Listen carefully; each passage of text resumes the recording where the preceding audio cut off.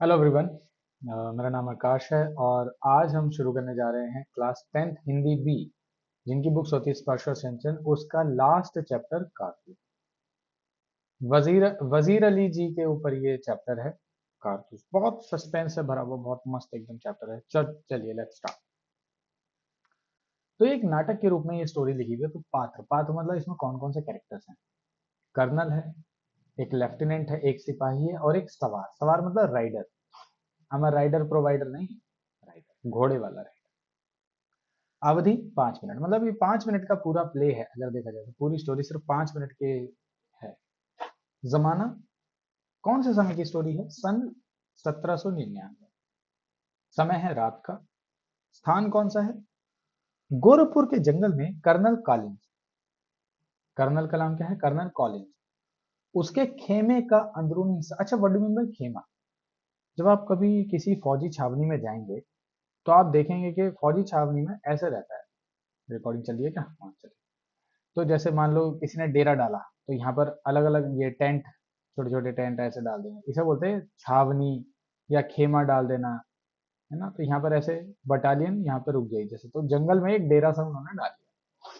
तो गोरखपुर के जंगल में कर्नल कॉलिंस के खेमे, इसे वो बोलेंगे खेमा, उसका अंदरूनी हिस्सा। यहाँ पर कहीं पर बैठे बैठे होंगे कर्नल और लेफ्टिनेंट। दो अंग्रेज बैठे बातें कर रहे हैं। कर्नल कॉलिंस और एक लेफ्टिनेंट खेमे के बाहर है। ये जो है बाउंड्री, यहाँ पर घूम रहे हैं वो लोग, यहाँ पर घूम रहे हैं। चांदनी छिटकी हुई है, मतलब चांदनी रात है। अंदर लैंप जल रहा है। लैंप मतलब वो केरोसिन ऑयल वाला लैंप जो पुराने जमाने में होता था, वही जलेगा। कर्नल कहता है जंगल की जिंदगी बड़ी खतरनाक है। लेफ्टिनेंट कहता है अब तो हो गए यहाँ खेमा डाले हुए। सिपाही भी तंग आ गया। ये वजीर अली आदमी है या भूत? हाथ ही नहीं लगता। कर्नल कहता है उसके अफसाने सुन के रॉबिन हुड के कारनामों की याद आ जाती है। अंग्रेजों के खिलाफ उसके दिल में किस कदर नफरत है। अच्छा, रॉबिन हुड कौन है? अब रॉबिन हुड पता नहीं रियल फिगर है या मिथिकल, बट रॉबिन हुड वो था, यूरोप में ही हुआ था। रॉबिन हुड क्या करता था? बड़े बड़े जो बुरे राजा होते थे, उनसे धन दौलत लूट कर गरीबों में बांटता था। तो जब भी कोई ऐसा काम करता है, गरीबों अमीरों से लेकर गरीबों में बांटता है, उसे वो रॉबिन हुड बोला जाता है। तो वही कह रहे हैं कि कर्नल कर्नल कहता है, कर्नल कॉलेज उसके अफसाने मतलब उसकी बातें सुन के रॉबिन हुड के कारनामों की याद। अंग्रेजों के खिलाफ उसके दिल में किस कदर नफरत भरी है? किसके दिल में? वजीर अली के। कोई 5 महीने हुकूमत की होगी, मगर इस 5 महीनों में वो अवध के दरबार को अंग्रेजी असर से बिल्कुल पाक कर देने में तकरीबन कामयाब हो गया। मतलब वजीर अली ने जब अपने पिता से गद्दी ली अवध के नवाब की, अवध का नवाब जब बना, जब वजीर अली जी अवध के नवाब बने, सिर्फ 5 महीने उन्होंने हुकूमत करी। लेकिन उस 5 महीने भी उन्होंने अंग्रेजों के दांत खट्टे कर दिए, अच्छे से उन्हें ताबड़तोड़। ठीक है, तकरीबन कामयाब हो गए। लेफ्टिनेंट कहता है कर्नल कालिन, ये सादत अली कौन है? अब मैं तुम्हें ड्रॉ करके पूरा, सादत अली कौन है? ठीक है, ओके। तो ये मान लो, क्या नाम था उसका? ओके, ये है,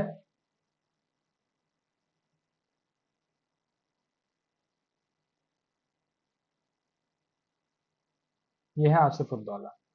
आसिफ उद्दौला का भाई कौन है? सआदत अली।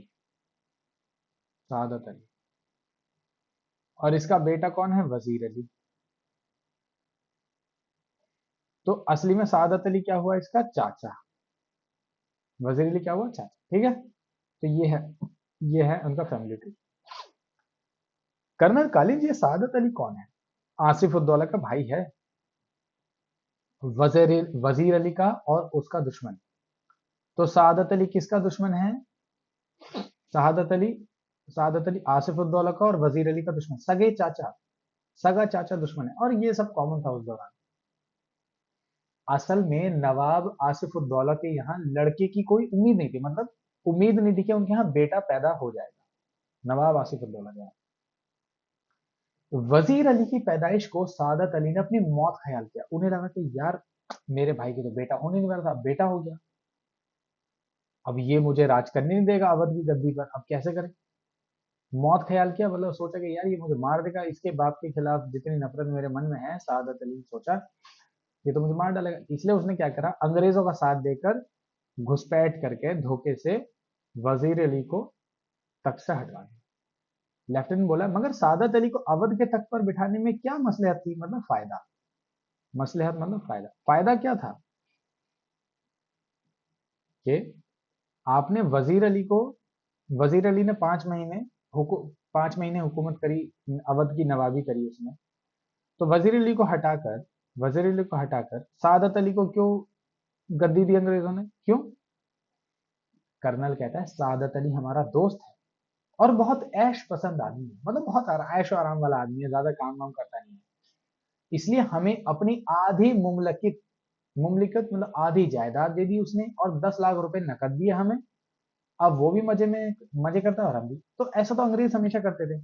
जैसे मान लो ये अंग्रेज हैं, ये अंग्रेज हैं, यहाँ पर कोई इंडियन राजा है, इंडियन कोई राजा है, उसका कोई ऐसी फालतू सा कोई आदमी होगा, मंत्री मंत्री या छोटा भाई, इसको, इसके सहारे से ये लोग खत्म कर देंगे या हटा देंगे गद्दी पे से, और ये बन जाएगा यहाँ पर राजा।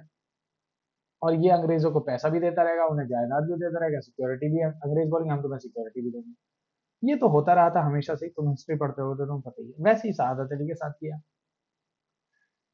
लेफ्टिनेंट बोलता है सुना है ये वजीर अली अफगानिस्तान के बादशाह बादशाह शाह जमा को हिंदुस्तान पर हमला करने की दावत दे रहा है, कि शाह जमा जो है अफगानिस्तान का बादशाह, उसे ये दावत दे रहा है कि भाई आओ भारत पर आक्रमण करो, अंग्रेजों से युद्ध लो। कर्नल कहता है अफगानिस्तान को हमले की दावत सबसे पहले असली में टीपू सुल्तान ने दी, फिर वजीर अली ने भी उसे दिल्ली बुलाया, और फिर शमसुद्दौला ने भी। शमसुद्दौला का यहाँ पर कुछ खास पार्ट है नहीं, बस यहाँ पर नाम दे दिया। तो अगर तुम सोचो कि सर क्या एग्जाम में आता है, नहीं आता, इंपॉर्टेंट नहीं है। लेफ्टिनेंट बोलता है कौन शमसुद्दौला, तो कर्नल कहता है नवाब बंगाल का रिश्ते रिश्ते का भाई, नवाब बंगाल का सगा भाई, बहुत ही खतरनाक आदमी। कौन, शमसुद्दौला, जो बंगाल के नवाब का सगा भाई था। लेफ्टिनेंट कहता है इसका तो यह मतलब हुआ कि कंपनी के खिलाफ सारे हिंदुस्तान में एक लहर दौड़ गई है। मतलब बंगाल से लेके टीपू सुल्तान मद्रास में थे, बंगाल, मद्रास और अब यहाँ अवध, सब जगह अंग्रेजों के खिलाफ युद्ध हो रहा है। जी हाँ, और अगर ये कामयाब हो गए तो बक्सर और प्लासी के कारनामे धरे के धरे रह जाएंगे। अंग्रेजों ने बक्सर और प्लासी के युद्ध जीते थे और तभी से अंग्रेजों का दबदबा भारत में बढ़ता चला गया था। जी हाँ, और अगर ये कामयाब हो गए तो बक्सर और प्लासी के कारनामे धरे रह जाएंगे, और कर्नल और कंपनी जो कुछ लॉर्ड क्लाइव के हाथों हासिल कर चुकी थी, लॉर्ड वेल्जली के हाथों सब खो बैठेगी। इसका मतलब क्या है, बक्सर और प्लासी के जो युद्ध हुए थे लॉर्ड क्लाइव के समय पर हुए थे, और अभी 1799 के आसपास जो वायसराय है वो कौन है, लॉर्ड वेल्जली वायसराय है। ये लॉजिकल वाली बात है ठीक है, ये भी याद रखने की तुम्हें जरूरत नहीं। तो कर्नल कहते हैं हाँ, अगर पूरे देश में एक क्रांति भड़क गई अंग्रेजों के खिलाफ, तो बक्सर और प्लासी में जो हमने मेहनत करी थी लॉर्ड क्लाइव की वजह से, जो जीतें हासिल करी थी, वो सब बेकार हो जाएंगी और हम हिंदुस्तान को अपने हाथ से खो बैठेंगे।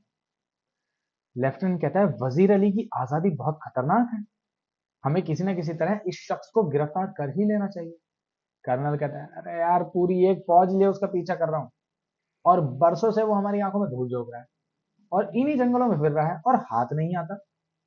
उसके साथ चंद जाबाज हैं, चंद मतलब बहुत थोड़े से हिम्मत वाले जाबाज लड़ाकू सिपाही हैं, मुट्ठी भर आदमी मगर ये दमखम। मुट्ठी भर आदमी बहुत थोड़े से, ऐसे 15 20 100 लोग होंगे, लेकिन इतनी हिम्मत, इतने सालों से हमें परेशान कर रहा है। लेफ्टिनेंट कहता है सुना है वजीर अली जाति तौर पर भी बहुत बहादुर आदमी है। जाति तौर मतलब पर्सनली वो खुद भी बहुत बहादुर आदमी है, ऐसा सुना है, लेफ्टिनेंट कहता है। तो कर्नल कहता है बहादुर ना होता तो यूं कंपनी का वकील को कत्ल कर देता। ईस्ट इंडिया कंपनी के वकील को कत्लेआम कर दिया था वजीर अली ने। लेफ्टिनेंट कहता है ये कत्ल का क्या किस्सा हुआ था कर्नल। कर्नल कहता है किस्सा क्या हुआ था। उसको उसके पद से हटाने के बाद हमने वजीर अली को बनारस पहुंचा दिया। वजीर अली कहाँ के थे? अवध के।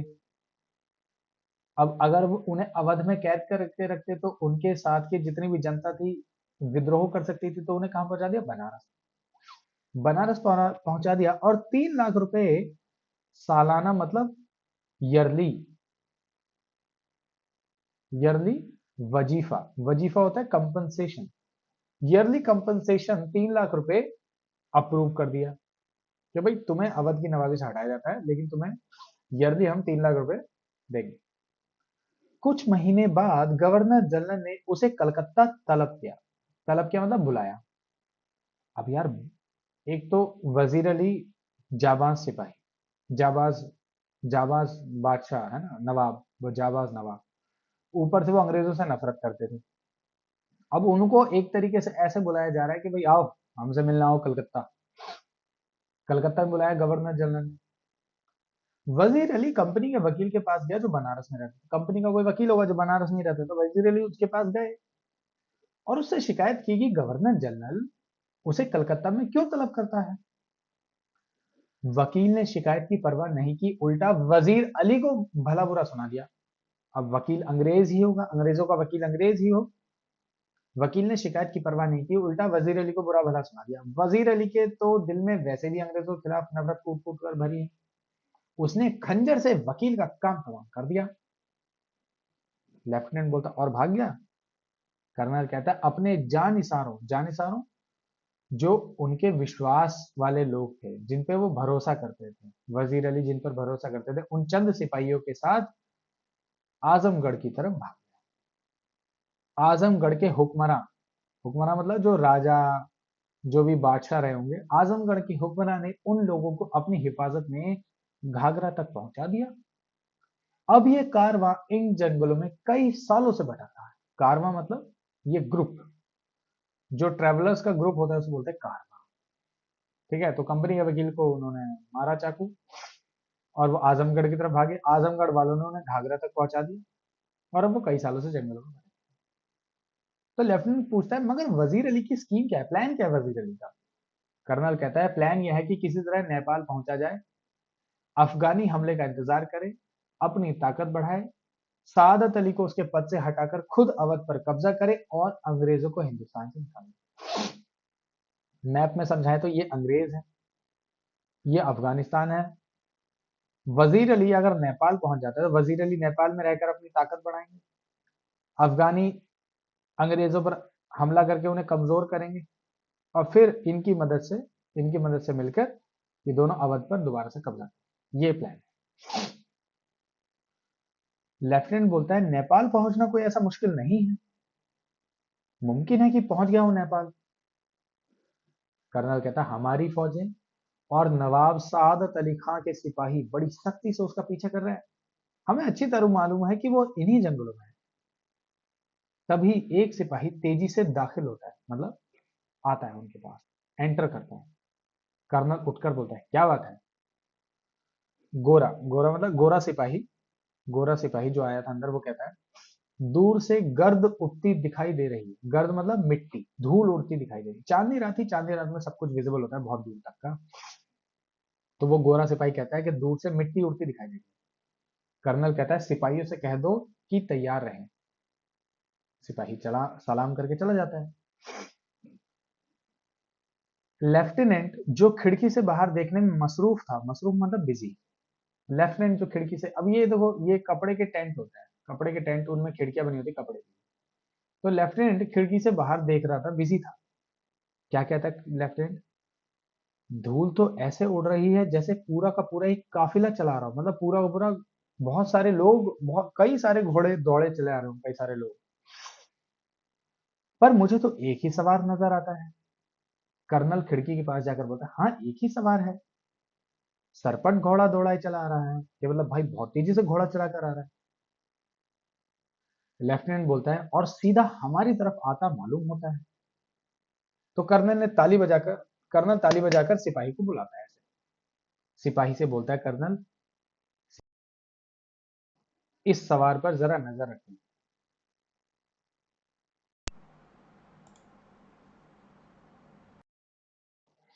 सिपाहियों से कहो इस सवार पर जरा नजर रखें कि ये किस तरफ जा रहा है। सिपाही सलाम करके चला जाता है। लेफ्टिनेंट बोलता है शुभे, शुभे मतलब डाउट, डाउट की तो कोई गुंजाइश ही नहीं है, तेजी से इसी तरफ आ रहा है। लेफ्टिनेंट बोलता है टापों की आवाज बहुत करीब आकर रुक जाती है। टाप होते हैं घोड़े के पैरों में, ऐसा ये लगाया जाता है लोहे का। तो जब घोड़ा जब दौड़ता है तो इनकी वजह से तबड़क तबड़क तबड़क ऐसी आवाज आती है, तो इन्हें बोलते हैं घोड़े की टापें। घोड़े की टापों की आवाज बहुत करीब आकर रुक जाती है। अब सुनना, यहां से सस्पेंस पूरा चालू होगा, सुना। सवार बाहर से बोलता है मुझे कर्नल से मिलना है। गोरा सिपाही चिल्लाकर बोलता है बहुत खूब। सवार बाहर से कहता है सी, सी मतलब हाँ या जो भी हो। गोरा सिपाही अंदर आकर कहता है हुजूर सवार आपसे मिलना चाहता है। कर्नल कहता है भेज दो। लेफ्टिनेंट कहता है वजीर अली का कोई आदमी होगा, हमसे मिलकर उसे गिरफ्तार करवाना चाहता होगा। देखो अंग्रेजों को कितना आदत हो गई थी, हम हमारे जो पुराने जो लोग थे, जो जो राजाओं को बादशाहों को धोखा दे, कितने मक्कार लोग थे। अंग्रेज भी समझ गए थे कि यार इनके यहाँ बहुत मक्कार लोग बहुत होते हैं, चंद पैसों के लिए वो अपना जमीर ईमान सब कुछ बेचने को तैयार होता है। इसलिए तो बोला कि वजीर अली का कोई आदमी होगा, हमसे मिलकर उसे गिरफ्तार करवाना चाहता होगा। कर्नल कहता है खामोश रहो। सवार जो है, जो घुड़सवार है, जो राइडर है, घोड़े पर जो आया था सिपाही के साथ मिला। सवार आते ही पुकार उठता है तन्हाई तन्हाई, मतलब मुझे साइलेंस चाहिए। मैं सिर्फ वन ऑन वन बात करना चाहता हूँ कर्नल कर्नल से। कहने का मतलब ये है। कर्नल कहता है साहब यहाँ कोई गैर आदमी नहीं है, आप राजे दिल कह दे। राजे दिल, आपके मन में जो भी बात है वो कह दे, यहाँ पर कोई गैर आदमी नहीं। सवार कहता है दीवार हमगोश दादर तन्हाई, मतलब दीवार हमगोश कि दीवारों के भी कान होते हैं। मुझे तन्हाई चाहिए, मैं अकेले में आपसे बात करना। कर्नल ने कर्नल लेफ्टिनेंट और सिपाही को इशारा करता है, दोनों बाहर चले। जब कर्नल और सवार खेमे में तनहा रह जाते हैं तो जरा थोड़े से समय के बाद चारों तरफ देखकर सवार क्या कहता है सवार कहता है आपने इस मुकाम पर क्यों खेमा डाला है, मतलब मुकाम मतलब जगह। आपने इस जगह पर क्यों अपना ये टेंट वेंट लगा रखे, सिपाहियों को रोक रखा है। कर्नल कहता है कंपनी का हुक्म है कि वजीर अली को गिरफ्तार किया जाए। सवार कहता है लेकिन इतना लाभ लश्कर के क्या मायने, मतलब इतनी सारी भीड़, इतने सारे सिपाही क्यों ले रखे। कर्नल कहता है गिरफ्तारी में मदद के लिए। सवार सवार कहता है वजीर अली की गिरफ्तारी बहुत मुश्किल है साहब। कर्नल कहता है क्यों। सवार कहता है वो एक जाबाज सिपाही है। कर्नल कहता है मैंने भी यह सुन रखा है, आप क्या चाहते हैं। सवार कहता है चंद कारतूस, थोड़े से कारतूस चाहिए। कर्नल कहता है किस लिए। सवार कहता है वजीर अली को गिरफ्तार करने के लिए चंद कारतूस चाहिए। तो कर्नल कितने कारतूस कारतूस देता है, 10 कारतूस। मतलब जिस वजीर अली को सादत अली की फौज, अंग्रेजों की फौज नहीं पकड़ पा रही थी इतने सालों से, वहां एक अकेला आदमी आता है कि भाई मैं वजीर अली को पकड़ के लाकर दूंगा, मुझे गोलियां दे दो, तो उसे 10 गोली दे रहा है। अंग्रेज पहले से ही नालायक थे, जो उस जमाने के ईस्ट इंडिया कंपनी के नालायक अफसर थे। यह लो 10 कारतूस। कारतूस होता है बुलेट्स। सवार मुस्कुराते हुए कहता है शुक्रिया। कर्नल कहता है आपका नाम। सवार कहता है वजीर अली। आपने मुझे कारतूस दिए इसलिए आपकी जान बख्शी करता हूं, मतलब आपकी जान बख्श रहा हूं क्योंकि आपने मुझे कारतूस दिए।